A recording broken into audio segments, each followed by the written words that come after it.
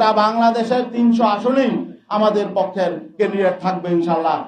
সমঝোতার নির্বাচন, নিজেদের মধ্যে ভাগাভাগির নির্বাচন এবং সিলেকশনের নির্বাচন, এটা আমরা চাই নাই, মানুষ এটা চায় না, কিন্তু আমরা সেই আশঙ্কা করছি। সেই আশঙ্কা থেকেও আমরা শঙ্কিত যে আগামী দিনে আসলে সুষ্ঠু, নিরপেক্ষ, গ্রহণযোগ্য নির্বাচন হবে কিনা, নাকি আমাদের সাথে ঐক্য করে তলে তলে আবার ভিন্ন রকম কিছু হবে, এই আশঙ্কাটাও আমাদের মধ্যে দেখা দিয়েছিল।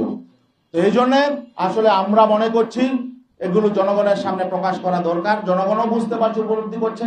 আমাদের কাছে বিভিন্ন দিক থেকে বিভিন্ন সংবাদ আসছে, বিভিন্ন রাষ্ট্রের সাথে বিভিন্ন পরিকল্পনা করা হচ্ছে, কি হচ্ছে এটাও আমরা জানি না।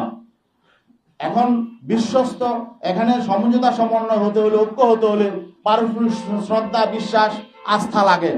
আমরা আস্থা, বিশ্বাস, শ্রদ্ধার জায়গা যখন ভেঙে যায় তখন তো আসলে সেখানে ঐক্য টিকে না। এই জন্যে আমি ইসলামী আন্দোলন বাংলাদেশের মহতারাম আমিরের পক্ষ থেকে আদিষ্ট হয়ে আজকে আপনাদের সামনে এই কথাগুলো বললাম।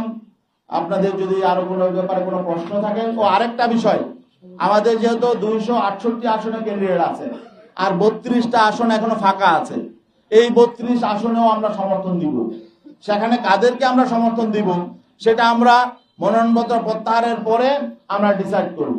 আমাদের নীতি, আদর্শ এবং লক্ষ্যের সাথে যাদের মিল হবে, তাদের সাথে সহযোগ্য ক্যান্ডিডেট, তাদেরকে আমরা ইনশাল্লাহ সমর্থন দিব।